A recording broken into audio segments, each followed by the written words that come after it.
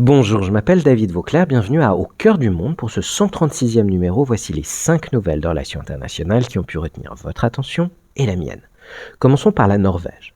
Erna Solberg, la chef de l'opposition et présidente du parti conservateur Høyre, s'est engagée à autoriser le richissime fonds souverain norvégien à investir dans des entreprises de défense si elle remporte les élections de septembre.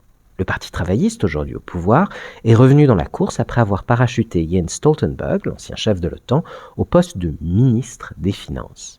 La presse norvégienne en a profité pour le surnommer Stoltenback. Poursuivons plus longuement par le Soudan.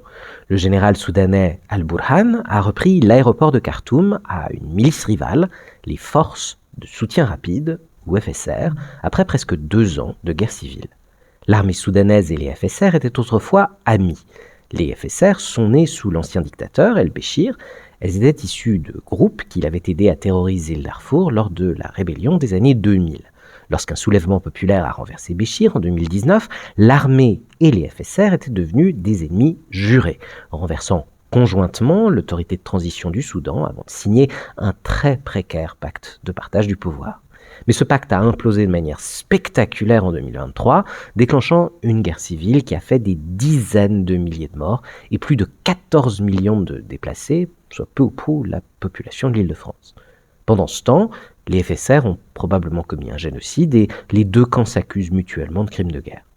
Mais cette semaine pourrait marquer un tournant. Si les FSR avaient initialement l'avantage, l'armée a désormais quasiment repris le pouvoir au Soudan et le triomphe des armées d'Al-Burhan influencera également les calculs de tous les acteurs extérieurs qui se disputent et veulent toujours plus d'influence au Soudan. Les Émiratis, par exemple, qui jusqu'ici ont fourni officieusement des armes et d'autres formes de soutien au FSR. Les richesses minières et agricoles du Soudan et sa situation stratégique le long de la mer Rouge restant dans son viseur comme dans celui des Saoudiens.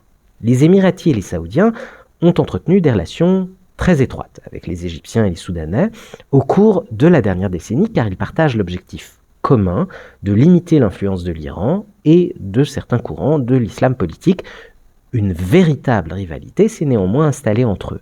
Ils se disputent ouvertement le statut de première puissance du Golfe, s'affrontent directement au sein de l'OPEP et soutiennent désormais des camps opposés au Soudan.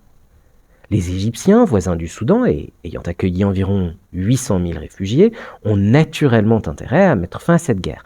Le Caire a donc mené certaines actions diplomatiques en ce sens. Le président Al-Sisi est proche de l'armée soudanaise et répugne à perdre son influence au profit des Saoudiens, avec lesquels il a un différend frontalier, ou des Émiratis qui se sont rapprochés des voisins éthiopiens de l'Égypte, malgré un conflit sur le Nil. Il a donc été rapporté que l'Égypte aurait aidé l'armée soudanaise, notamment en fournissant des drones depuis la Turquie, qui était également en concurrence avec les Émiratis et les Saoudiens. Est-ce que vous nous suivez toujours sur cet échiquier international ? Tant mieux, car il y a aussi les Russes. Leurs mercenaires, Wagner, désormais rebaptisés, aident depuis longtemps les FSR, leur fournissant des missiles sol-air, des formations et même du personnel. En échange, Moscou a accès à l'or soudanais. Bien sûr, cette présence russe a ensuite attiré les forces spéciales ukrainiennes qui ont aidé l'armée soudanaise à mener des opérations secrètes contre les Russes. On comprend qu'avec autant d'acteurs, la paix au Soudan est difficile à établir. Notez que ce conflit a de l'importance pour nous. Lorsque l'invasion russe de l'Ukraine a déstabilisé les approvisionnements mondiaux en blé, on espérait que le vaste potentiel agricole du Soudan pourrait contribuer à amortir le choc. Mais la guerre qui a suivi au Soudan a rapidement réduit cette idée à l'état d'utopie. Et le Soudan figure également parmi les 10 premiers producteurs d'or, bien que la majeure partie de cette production soit encore contrôlée par les FSR et donc les Russes, qui ont déjà réussi à l'écouler sur les marchés mondiaux via des alliés émiratis. Si vous en avez acquis récemment, vous portez peut-être de l'or de guerre. Et El-Béchir, la Cour pénale internationale a émis des mandats d'arrêt contre l'ancien dictateur en 2009 et 2010 pour génocide et crimes contre l'humanité. L'armée soudanaise le maintient en détention depuis son éviction en 2019. Les autorités l'ont transféré dans un établissement médical du nord du Soudan l'année dernière. Continuons par la Papouasie-Nouvelle-Guinée. Port Moresby a bloqué Facebook, qualifiant ce blocage de test pour limiter les discours de haine, la désinformation et les contenus explicites. Les opposants de ce blocage affirment que le gouvernement ne fait que restreindre la liberté d'expression pour étouffer l'opposition.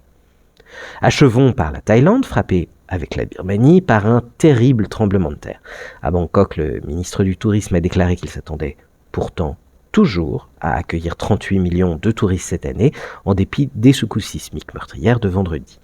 Le secteur hôtelier thaïlandais est moins optimiste et prévoit une baisse initiale de ses revenus de 10 à 15%. Enfin, pour finir sur 3 sourires, 2 venus du Pacifique et un d'Asie, le blobfish ou poisson-tache, souvent surnommé l'animal le plus laid du monde, a remporté le prix du poisson néo-zélandais de l'année. En Australie, un scientifique qui tentait de collecter tous les éléments du tableau périodique risque désormais la prison, après que le plutonium de sa collection s'avère avoir enfreint les lois de non-prolifération de son pays.